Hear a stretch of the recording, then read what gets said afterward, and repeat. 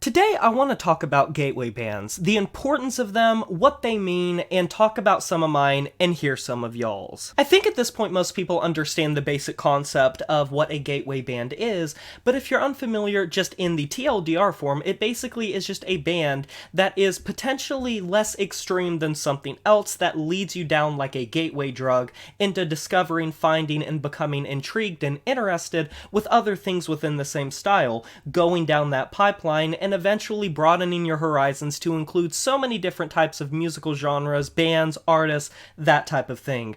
Gateway bands are the first step in that. Everyone has their own story, everyone has their own gateway bands, and I want to go over some of mine, but the most important thing about this video is I want to engage with you guys a little bit about this. What band or bands for you put down that foundation? What bands led you to the point to where you started to become more interested in extreme music, in extreme metal, and discover other genres and discover other bands that were more extreme? Where did it all begin for you? And most importantly, what does that band or bands mean to you now? Because for me, I can look back on so many bands that really led to me discovering and becoming more entrenched in rock and metal. A lot of that came from my youth because I was surrounded with a household that played a lot of classic rock and classic metal music as well as grunge, and I think that is the biggest thing that kind of contributed to me discovering things. But it didn't come until the late 2000s and early 2010s that I really started to dig my teeth into specifically post-grunge, alternative metal, and alternative rock. So a lot of the bands that I kind of hold close to my heart in that realm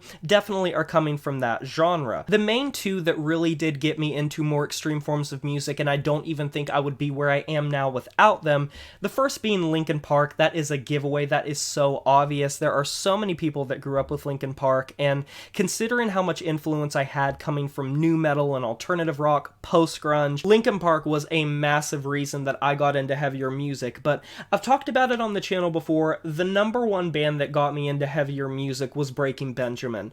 I have seen them live numerous times. I adore them. They are still one of my favorite bands, and I don't fucking care what anyone says about their songwriting or the way that they sound. I can acknowledge their flaws. It has nothing to do with that. I just personally love them because they meant a lot to my youth. One of my first very close friends turned me on to them, and it kind of just led to so many opportunities where I started to check out other post-grunge and alternative rock and metal stuff, because back then the YouTube algorithm and recommendation system, it worked in a very different way, but sometimes it got it right.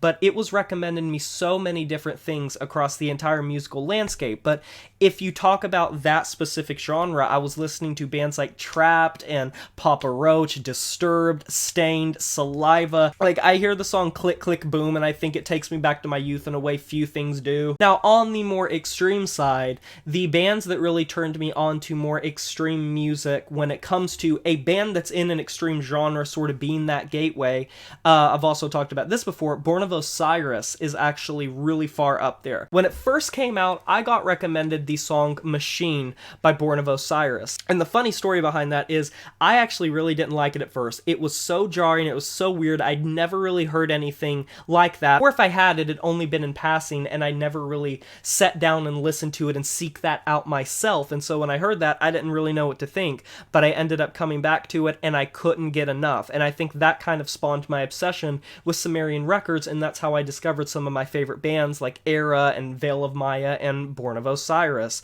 as well as other bands like Asking Alexandria and Icy Stars that would later lead me into checking out a lot of other bands. So for that, I have Sumerian records to thank. But the funny story about that is Tomorrow We Die Alive was the album Machine was on, and I really wanted to go find that physical copy, and so I went to numerous places. I could not find it. It was nowhere. But what I did end up finding, however, was Soul Sphere by them, the album that a lot of people hate, but it holds a special place in my heart because of the nostalgia I have for it. It released back in, I think, 2015, and I ended up getting that, and that turned me on to more things because Sumerian Records has a thing where it shows like the pamphlet of like new releases and other releases, and when I checked that out, I was like, oh, I want to check out these other bands. I think that's how I discovered Icy Stars and Asking Alexandria, which led to me checking out the very first Icy Stars album, as well as From Death to Destiny from Asking Alexandria. You can see where this is going. I found Eclipse from Veil of Maya that way, and so many other great bands, so Sumerian Records definitely turned me on to a lot of shit. And then past that, I started to discover some other kind of surface level popular bands in these extreme genres,